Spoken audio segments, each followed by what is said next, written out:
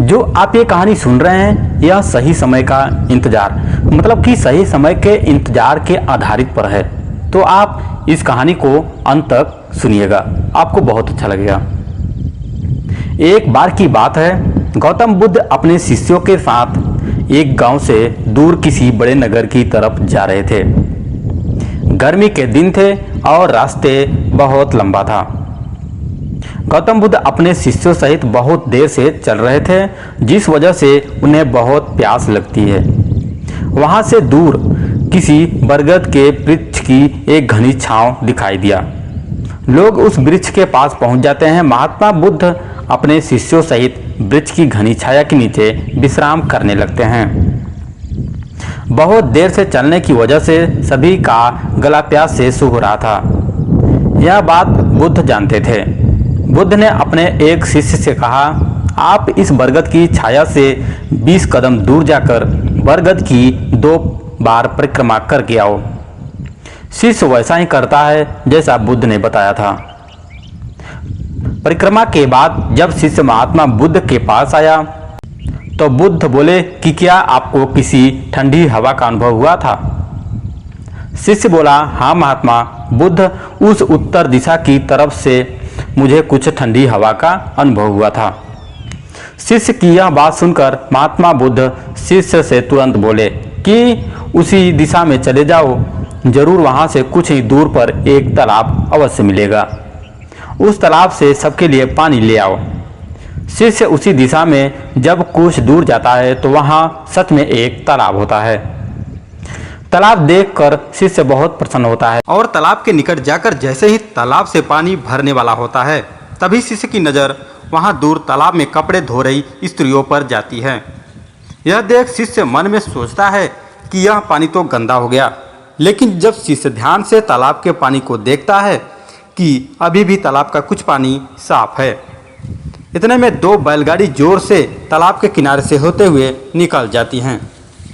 बैलगाड़ी के पहिए तालाब की मिट्टी के ऊपर इतनी जोर से निकलते हैं कि तालाब के नीचे बैठी सारी मिट्टी तालाब के ऊपर आ जाती है, जिस वजह से तालाब का बचा हुआ पानी भी गंदा हो जाता है। यह देख शिष्य बिना पानी लिए क्रोध से महात्मा बुद्ध के पास चला जाता है। शिष्य बड़े ही निराशा भाव से महात्मा बुद्ध को सब बताता है। शिष्य की बात सुन सभी शिष्य बोलते हैं कि हमें तुरंत यहाँ से निकलना चाहिए, किसी दूसरी जगह पानी की खोज करनी चाहिए, वरना प्यास के मारे जान निकल जाएगी। इधर महात्मा बुद्ध सभी को शांत होने के लिए कहते हैं और बोलते हैं कि धीरज रखो, कुछ देर यहीं बैठो, उचित समय आने का इंतजार करो। सभी महात्मा बुद्ध की बात सुनकर शांत हो जाते हैं और वहीं बैठ जाते हैं। कुछ समय बीत जाने के बाद महात्मा बुद्ध फिर से अपने शिष्य को उसी तालाब से पानी लाने के लिए कहते हैं। शिष्य बिना कोई सवाल किए उसी तालाब से पानी लाने के लिए फिर से चला जाता है। तालाब की हालत देख शिष्य को यकीन नहीं होता। तालाब का पानी पूरी तरह से साफ होता है। यह देख शिष्य बहुत खुश होता है और पानी भरकर महात्मा बुद्ध के पास जाता है। सभी पानी पीकर अपनी प्यास बुझाते हैं, लेकिन अभी भी सबके मन में ये एक सवाल था, आखिर यह चमत्कार हुआ कैसे? तालाब का सब पानी तो गंदा था। उन्हें लगा कि जरूर ये बुद्ध की शक्ति है। उनमें से एक शिष्य ने यह सवाल महात्मा बुद्ध से पूछ लिया।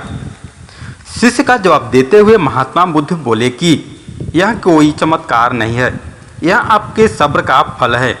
यह है आपके सब्र बनाए रखते हुए उचित समय के इंतजार का। इतनी देर हम सब लोगों ने सब्र किया, उतनी देर तक तालाब के पानी के ऊपर तैर रहे सभी गंदे तत्व और मिट्टी तालाब के पानी के नीचे बैठ रहे थे।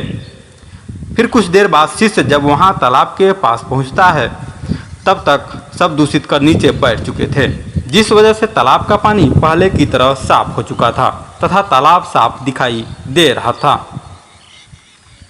फिर इतना बोलने के बाद महात्मा बुद्ध शिष्यों को एक सीख देते हुए कहते हैं कि जैसी स्थिति हम लोगों के समक्ष आई है, वैसी ही स्थिति और मुश्किल दौर जिंदगी के हर मोड़ पर आएगी।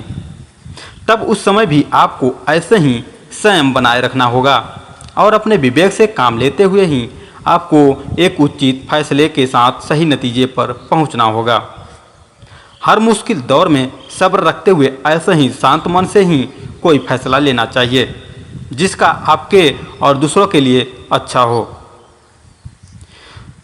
कुछ परिस्थितियां जीवन में ऐसे ही होती हैं जहां हमें सब्र बनाए रखते हुए उचित समय का इंतजार करना होता है, लेकिन लोग अक्सर यही अपना सब्र खो देते हैं और उचित समय आने का इंतजार नहीं करते, जिस वजह से उनको आगे चलकर दुख और मुश्किलों का सामना करना पड़ता है।